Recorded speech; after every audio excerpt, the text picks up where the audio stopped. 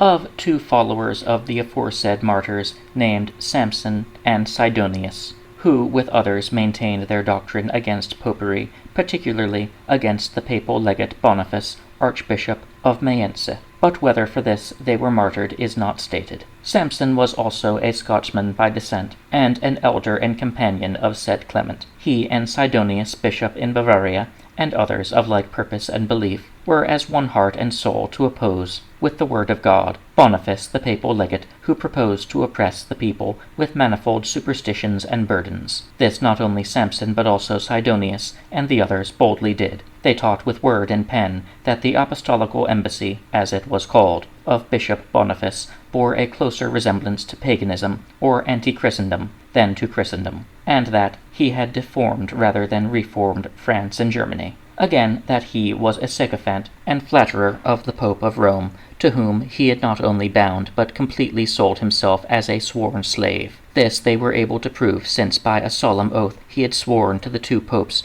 Zacharias I and Gregory II, that he would bring all the persons whom he should draw to him also into obedience to the Roman see. These things were known from documents written by himself and transmitted to said popes. They also censured him for his evil practices in the administration of baptism, that is, infant baptism, consisting in the saying of certain words by way of exorcism. In this several questions were generally put to the unintelligent infants, namely, "Believest thou?" etc., whereupon the sponsors in the child's name answered, "Yea, I believe," etc., which things certainly deserved no little censure, though without them infant baptism had been little virtue or respectability. They were also greatly offended because he would forbid them to marry, as contrary to the institution of God, Genesis 1:27 and 28, yea, as being doctrine of devils, 1 Timothy 4:1-3. Finally, it is stated that said persons and others unable in Germany as well as in France to bring about any improvement with their doctrine